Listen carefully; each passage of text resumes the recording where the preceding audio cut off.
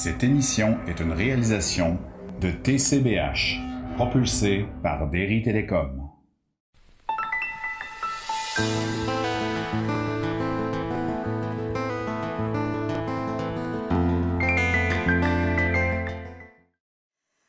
Bonjour, nous revenons donc sur le mythe d'Édipe.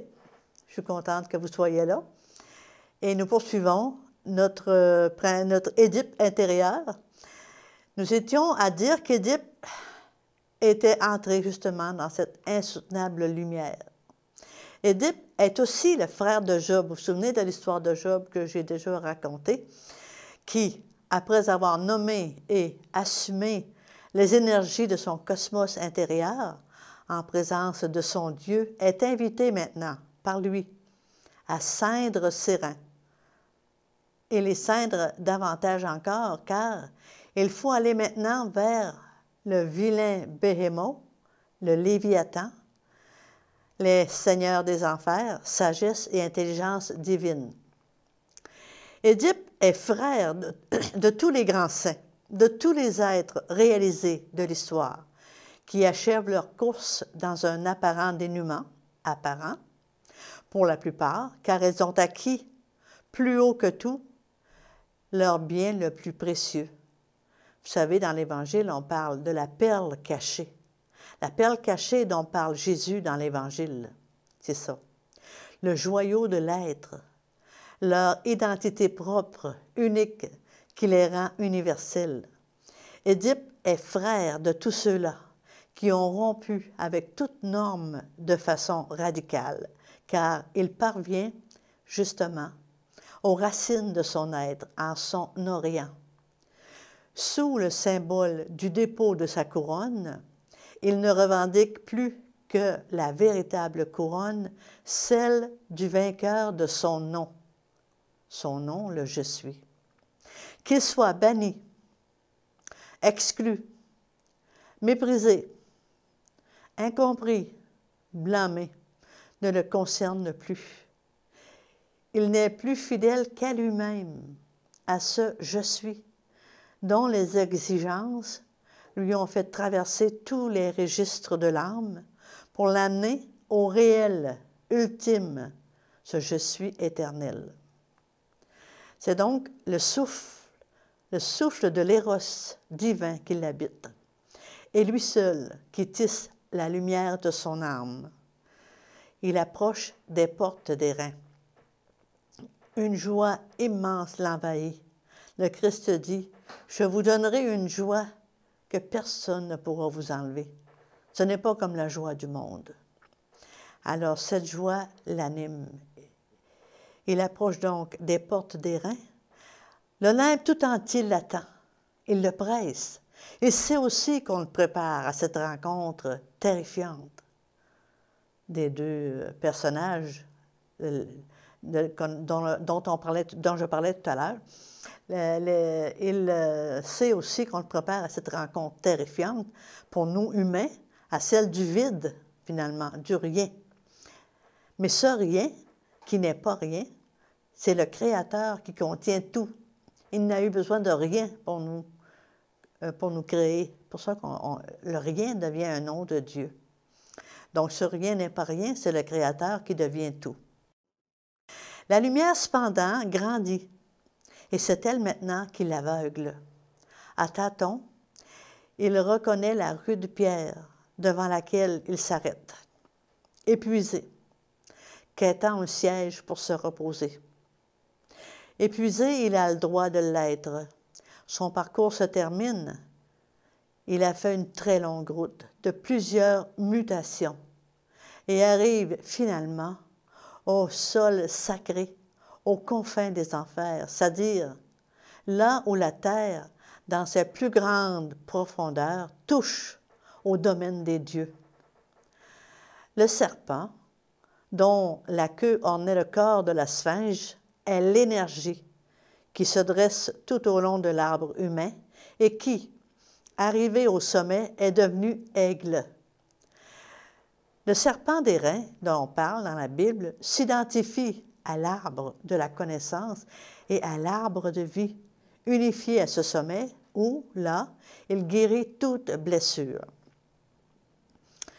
Le roi David ne chante-t-il pas, 1000 ans avant, l'événement historique vécu dans le Christ? Et en parlant de lui, il dit « Il a brisé les portes d'airain, mis en pièces les verrous d'or. » Vous avez ça dans le chapitre des Nombres 8, 9 et dans Jean, chapitre 3, verset 14.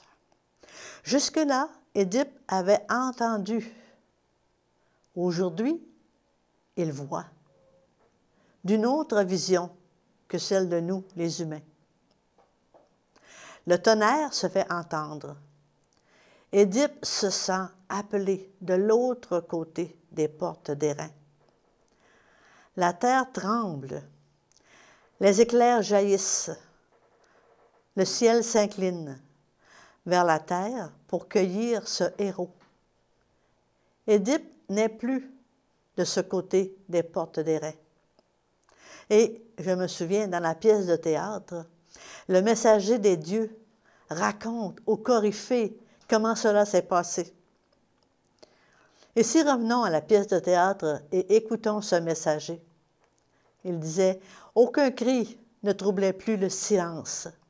Lorsqu'une voix si puissante fit résonner le nom d'Édipe que, d'épouvante, nos cheveux se dressèrent sur nos têtes. Un Dieu l'appelle, un Dieu le presse. Au bout de quelques pas, lorsque nous tournâmes la tête, le vieillard Édipe avait disparu dans une lumière éblouissante que le regard ne peut soutenir. Dans cet ailleurs, où règne la voix une du « Je suis », Édipe est accompli. C'est d'une certaine façon ce que nous sommes appelés à vivre dans chacun de nos cheminements vers le « Je suis », notre être véritable. La liberté de l'homme joue au départ de sa vie dans le choix qu'il a de rester dans cette horizontalité de l'exil ou de se conscientiser de plus en plus à sa véritable identité divine afin de se verticaliser pour recevoir les informations d'en haut et devenir ce « je suis » qu'il est depuis sa création. Il sera alors harponné vers la lumière éternelle de son être pour ne plus faire qu'un avec son Dieu dans un bonheur sans fin. Et c'est ainsi que se termine ici la légende, d'une façon symbolique, la légende d'Édipe. C'est ainsi que nous pouvons comprendre à quel point c'est important de se laisser happer par cet amour divin qui nous habite pour arriver à ce « Je suis » éternel. Nous sommes appelés dans plusieurs mutations à devenir un en Dieu. Nous sommes déjà des Elohim. Nous sommes déjà sur ce chemin royal. Nous pouvons poursuivre cette entrevue en parlant de l'Alliance oubliée. Revisiter la Bible dans sa véritable langue d'origine, vous voyez, ça va ressembler un peu aux autres légendes. Nous retournons aux sources des lettres hébraïques dans lesquelles elle a été écrite, cette Bible. Retrouver aussi toute la symbolique de nos mythes fondateurs, dont la tradition s'est retrouvée notre véritable alliance avec Dieu que l'on avait oubliée.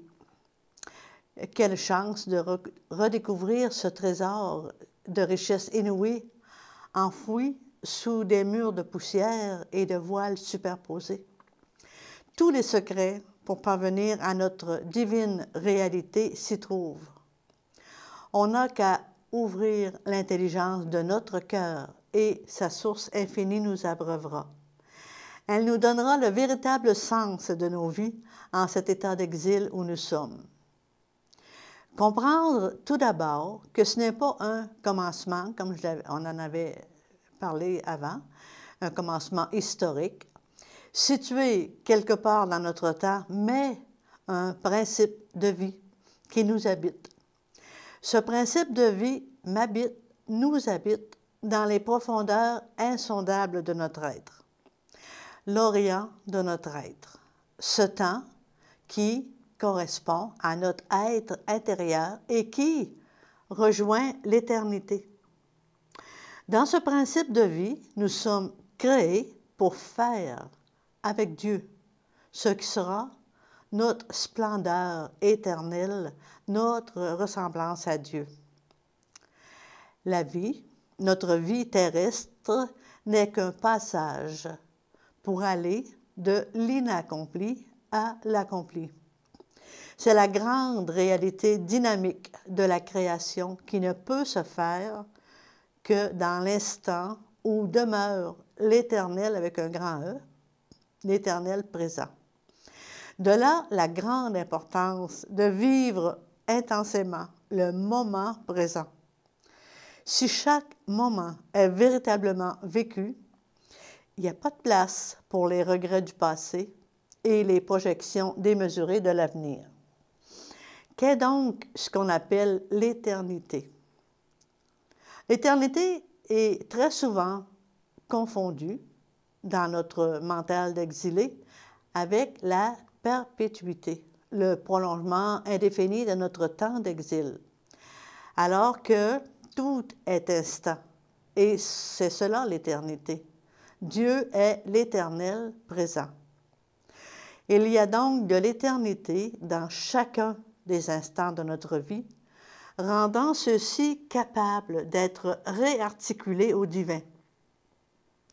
Nous pourrions dire sans faute que dans le principe et l'instant, et que la vie de l'homme que nous sommes en Adam, en sa qualité ontologique, n'a de réalité créatrice que dans l'instant.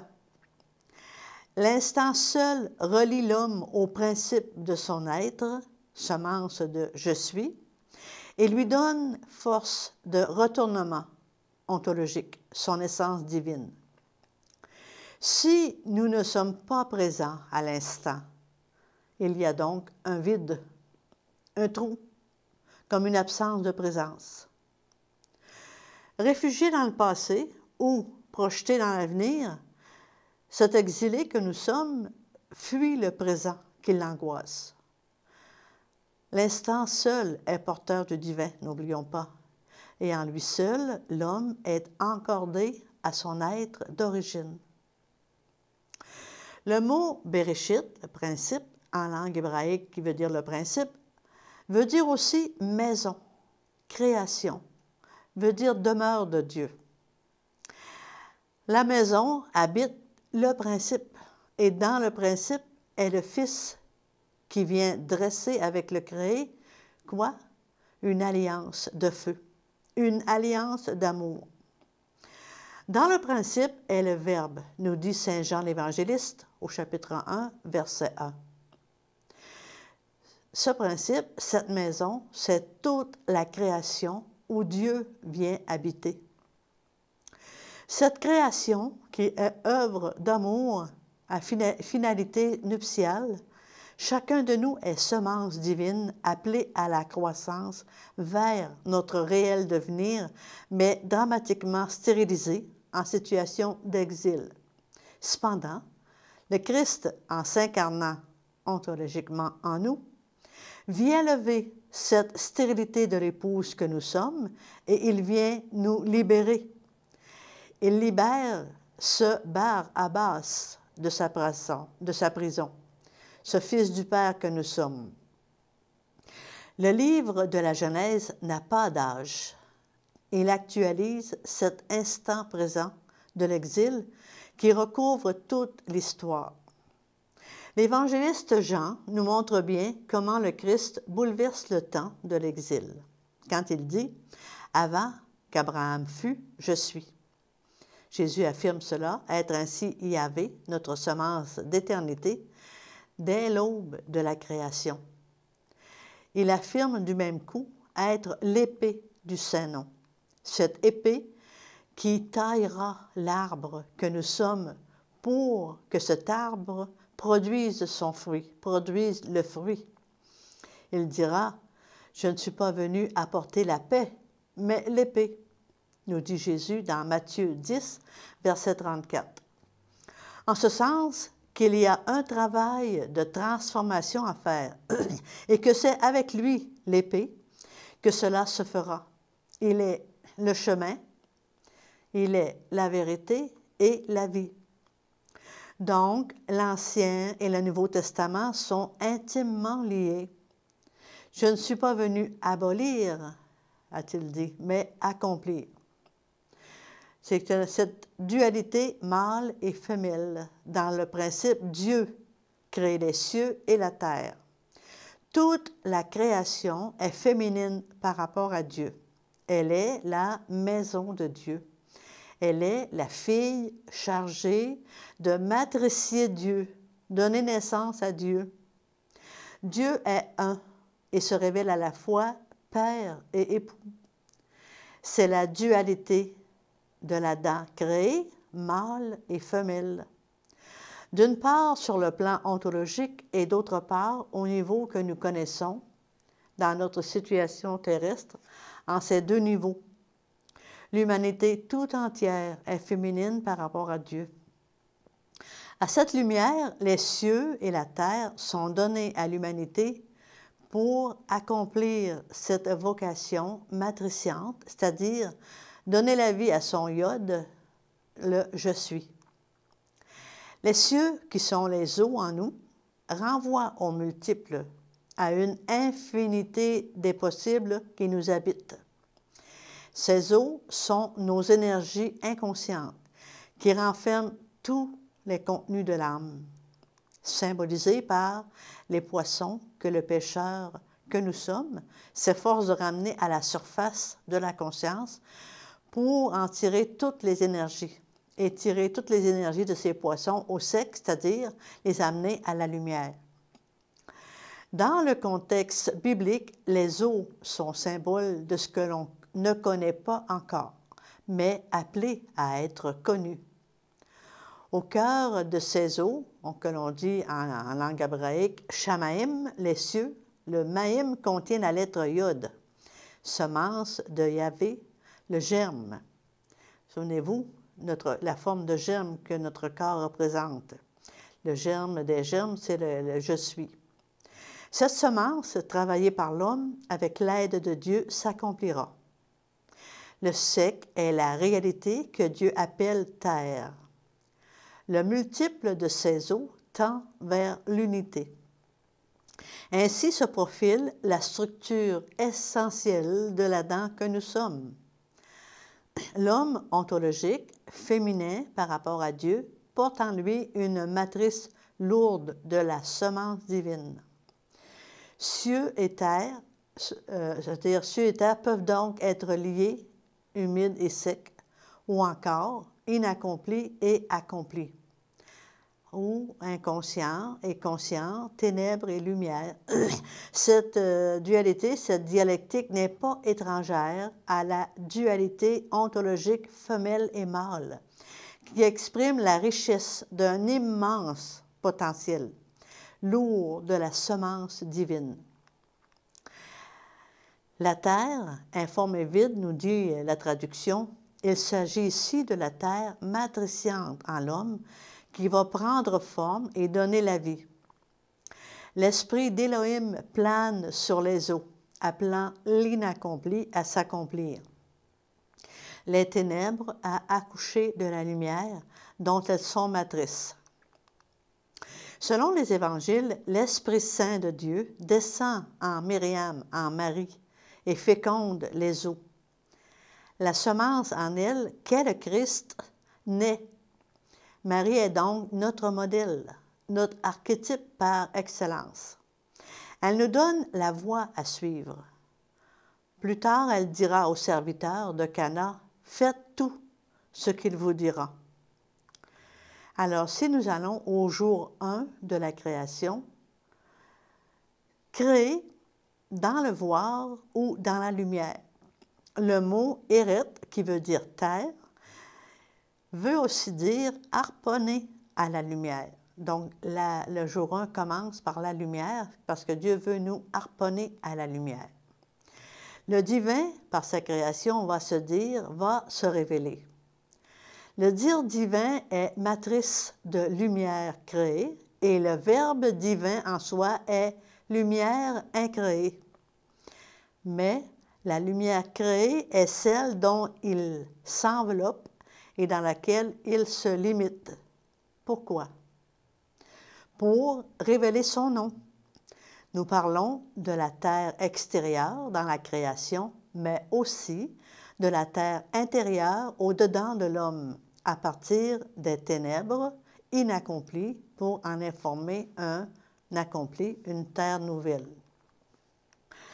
Et Dieu voit la lumière parce que c'est de l'accompli. Cette lumière jaillissante du milieu divin est offerte pour les noces de la terre avec l'incréé. La version que l'on retrouve dans la Bible est « Dieu vit que cela était bon ». Mais le mot « tob » qui qualifie la lumière ne peut pas être traduit que par « accompli » et non « bon ». Sur la croix, quand le Christ meurt, il dit « tout est accompli ». Par lui, toute la ténèbre devient lumière.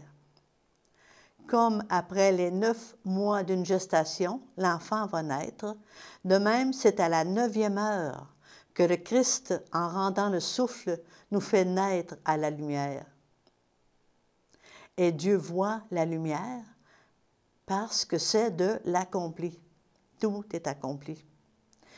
Dieu sépare la lumière des ténèbres. Dieu appelle la lumière jour et la ténèbre nuit. Créer est œuvre de séparation, de distinction, puisqu'il s'agit de poser dans le voir pour l'altérité. Dieu se faisant rien avec un R majuscule pour que le créé soit. Toute séparation implique un deuil de la part de chacun des 2 membres disjoints qui, toujours, resteront en résonance l'un avec l'autre, se désireront et chercheront à se réunir. On voit cela dans la nature. La rivière ou le ruisseau essaieront toujours de retrouver leur lit d'origine. Ainsi en est-il de nous, qui, graduellement, retournerons à notre lieu d'origine. C'est ainsi que la lumière et les ténèbres accomplies et non encore accomplies s'accoupleront et se sépareront dans une incessante respiration de l'esprit. Telle est la vocation profonde des cieux et de la terre. Telle est leur fonction ontologique dont la respiration chez l'homme de l'exil est la projection. Dieu ne cesse de nous attendre au cœur de nos nuits, les nuits de l'âme, et aussi dans nos nuits physiologiques habitées de nos rêves. La nuit est une descente dans nos ténèbres vers notre réalité Yahvé. La nuit nous fait plonger dans nos ténèbres pour nous enseigner sur notre vocation terrestre. Dans l'histoire de Job, on peut lire « Tandis que l'homme est assoupi sur sa couche, alors il ouvre l'oreille de l'homme avec un grand H et il y met un sceau sur son cœur. Celui qui refuse de descendre dans la nuit de son inaccompli ne peut voir le jour et s'accomplir. » Ce jour 1 du jaillissement de la lumière est divin. Il n'est pas le premier jour, il est le jour 1. Il n'est pas le premier jour d'une énumération quantitative des temps d'exil, mais une étape ontologique d'accomplissement. Là se dit l'émerveillement d'une naissance à une intelligence et à une sagesse tout autre que celle auquel l'homme vient de mourir dans la dynamique de cette mutation. Dans ce récit de la création, soir et matin, racontent tous deux l'histoire du Fils, c'est-à-dire le soir est une descente vers la source de l'être, vers la multiplicité de nos énergies inaccomplies qui, retournées, construisent le Fils. le matin est fait de la naissance d'un fils nouveau relié au Père-Mère divin. Alors, nous verrons le jour 2, séparation des eaux d'en haut et des eaux d'en bas. Les deux eaux sont radicalement distinguées les unes des autres, mais cependant unies sans aucune confusion. Une perpétuelle résonance, un désir et une recherche constante les unes des autres. Quelles sont ces eaux d'au-dessus et celles d'en dessous? Les eaux d'au-dessus expriment l'inconnu divin. Les eaux d'en dessous sont relatives au monde créé. Lorsque l'homme accomplit ces eaux d'en bas, ces eaux intérieures, ces eaux deviennent du sec, donc de la lumière, une nouvelle terre qui est conscience, connaissance nouvelle et participation au monde divin. Ces eaux sont le ventre matriciant de l'enfant divin, le Fils appelé à croître et à se verticaliser en sortant de ces eaux. C'est cela, faire œuvre divino-humaine, une œuvre dynamique qui conduira l'homme à assumer la réalisation de ce potentiel qui est en lui, soit l'accomplissement du créé. Lorsque l'homme de l'exil se retourne vers son intériorité et descend dans ses eaux d'en bas, les eaux d'en haut s'ouvrent et laissent couler leur feu, le feu des énergies divines créées. Cette loi ontologique confirme la relation de la nuit et du jour dont parle la Genèse. Lorsque le Christ descend dans les eaux du Jourdain, qui symbolisent l'inaccompli de l'humanité, les eaux d'en haut s'ouvrent. Vous entendez le Père se fait entendre sa voix, et l'Esprit Saint descend sous forme de colombe, qui est symbole de lumière, dans Matthieu 3, le verset 16 à 17. Elohim pose les eaux d'en bas en un expire et les appelle aussitôt à revenir vers la mer, vers les eaux d'en haut dans un inspire. Voyez-vous, notre respire, l'inspire, l'expire nous vient de Dieu. Tel est le mouvement fondamental. Observer le mouvement des marées, c'est la respiration. Respiration de nos océans. De même, le flux de notre circulation sanguine, l'expire et l'inspire qui fait battre notre cœur. Nous allons maintenant passer au jour 3. C'est un peu différent de ce que vous avez entendu, que vous avez vu dans la Bible, mais c'est la même chose, mais seulement Annick le voit sous son aspect symbolique. Nous verrons le jour 3, dans un prochain entretien. Merci beaucoup et à la prochaine.